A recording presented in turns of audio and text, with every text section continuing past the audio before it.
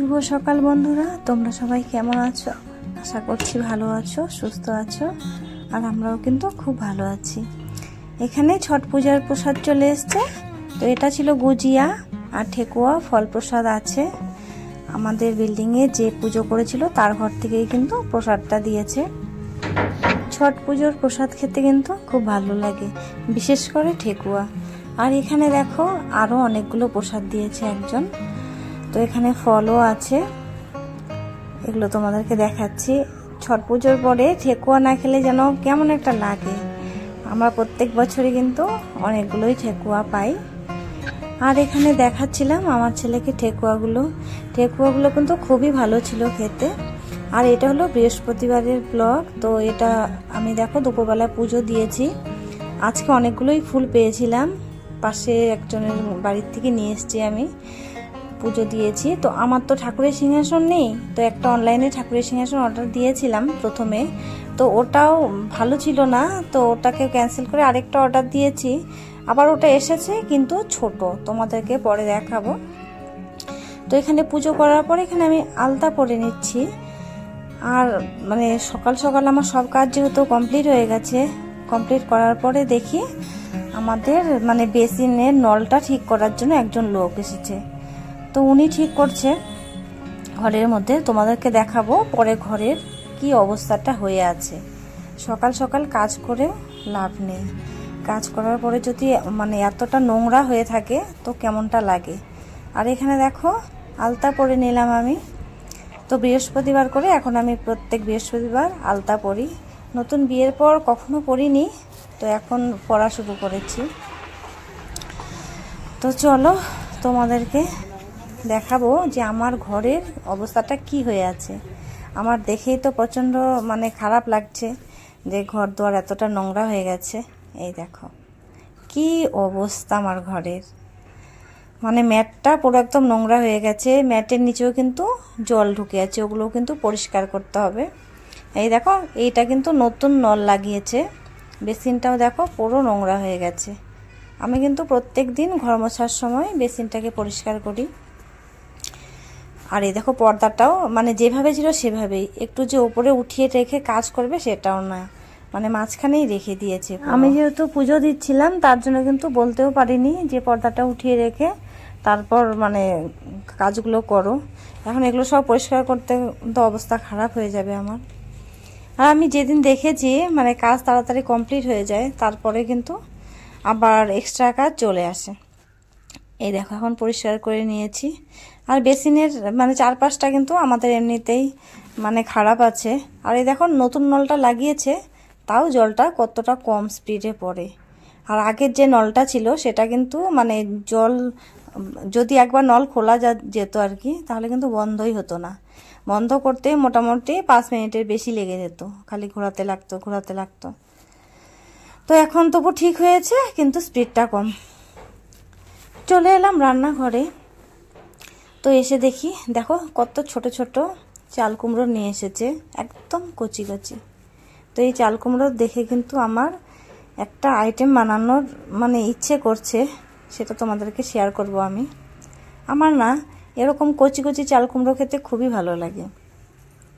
বিশেষ করে মাছের মাথা থাকলে তো কোনো কথাই হবে না, মাছের মাথা দিয়ে চাল কুমড়ো ঘন্ট দারুণ লাগে খেতে। তো আমি তাই দেখছিলাম যে আমাদের ঘরে বেশিরভাগ বুড়ো বুড়ো চাল কুমড়া নিয়ে আসে, তো এখন কচি কচি চাল কুমড়া নিয়ে এসছে। তো আমি এগুলোকে কেটে নিলাম। এই দেখো কেটে নিয়ে এখন একটু কিন্তু জল আর একটু হলুদ আর একটু লবণ দিয়ে সেদ্ধ করে নেব। তারপরে তোমাদেরকে দেখাবো যেটা আমি কি করে বানাই। তো কাটাটা যে কিভাবে কেটেছি সেটা দেখাতে ভুলে গেছিলাম, পরে তোমাদেরকে দেখিয়ে দেব। তো চলো এখন এটা সেদ্ধ করতে দিয়ে দেই। আর আমি অনেক দিন থেকেই ব্লগ ছাড়ছি না, কারণ আমার মনটাও সেরকম একটা ভালো নেই। আর মোবাইলের রিচার্জটাও ছিল না, এখন রিচার্জ করে দিয়েছে। আর আমি ইউটিউবটা বেশি ঘাটাঘাটি করছিলাম না, তার জন্য কিন্তু ভিডিও দিতে পারছিলাম না, আর কারো ভিডিও দেখতে পারছিলাম না। আর দেখবে মনটা যখন খারাপ থাকে তখন কিন্তু ইচ্ছে হয় না যে একটু মোবাইলটা দেখি। তো এখন দেখো আমার চাল কুমড়োটা সিদ্ধ হয়ে গেছে। তো এটা নামিয়ে নিয়েছি আমি। হলুদ আর লবণ দিয়ে সেদ্ধ করার কারণটা হচ্ছে মানে একেবারে দিয়ে দিয়েছি, পরে এক্সট্রা লবণ আর হলুদ দিতে হবে না। আর এখানে দেখো সর্ষে লঙ্কা আর লবণ দিয়ে বেটে নিলাম মশলাটা। আর এই চাল কুমড়োটা যখন আমি কেটেছিলাম তখন কিন্তু মাঝখানে একটু মানে দেখো মাঝ বরাবর একটু মানে কি বলবো এটাকে কেটে নিয়েছিলাম। তো ওটার ভেতরে এখন ওই যে সরষার যে পুরটা ছিল না সেটা কিন্তু ভরে দিচ্ছি। তো ভরা হয়ে গেল আমার কমপ্লিট। এভাবে কিন্তু সবগুলোকে আমি রেডি করে নেব। তার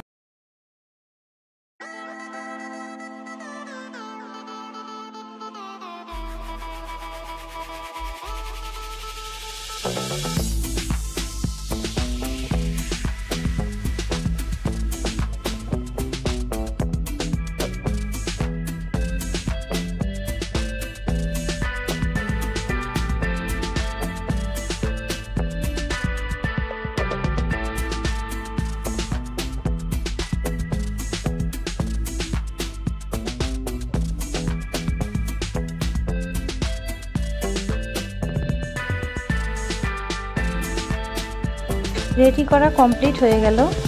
এখন এগুলোকে কিন্তু আমি তেলের মধ্যে ভেজে নেব। আর এই সেম পদ্ধতিতে কিন্তু কচুর বড়া করলেও খুবই ভালো লাগে খেতে। আমার বিশেষ করে কচুর বড়াটা বেশি ভালো লাগে চাল কুমড়ো থেকে। তো এটা আমরা খেতে বড়ই পছন্দ করি। এটা যেমন একটু জল জল লাগে খেতে, কিন্তু মানে কচুর বড়াটা খেতে কিন্তু ওরকম লাগে না। কচুর বড়াটা টেস্টি হয় বেশি খেতে।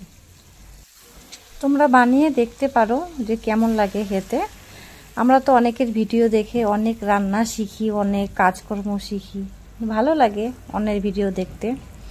আর আমি যার ভিডিও দেখি ভালোবেসে ভিডিও দেখি, আর মনের যে কথাগুলো থাকে সেগুলো কিন্তু আমি কমেন্টের মাধ্যমেই প্রকাশ করি। তো ভাজা দেখো আমার কমপ্লিট হয়ে গেল। আর ভিডিও শুরুতেই আমি বললাম যে আমরা তো ভালো আছি, কিন্তু ভালো আর কি বলবো, আমার ছেলের শরীরটা খুবই খারাপ। সর্দি কাশি লেগেই আছে কবের থেকে, কমছেই না।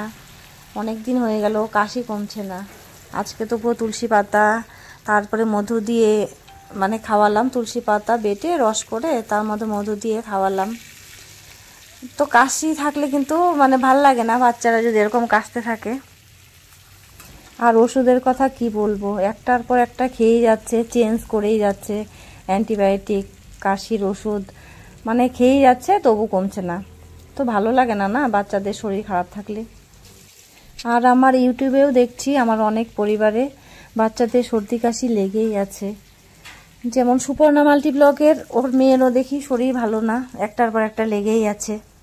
তো ফোনে শুনি কথাগুলো যে ভালো না শরীর, তো ভালো লাগে না না এরকম।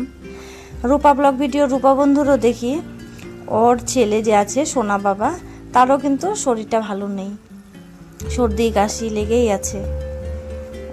অনেক কিছু করছে, ওষুধ খাচ্ছে। বাচ্চারা আর কত ওষুধ খাবে।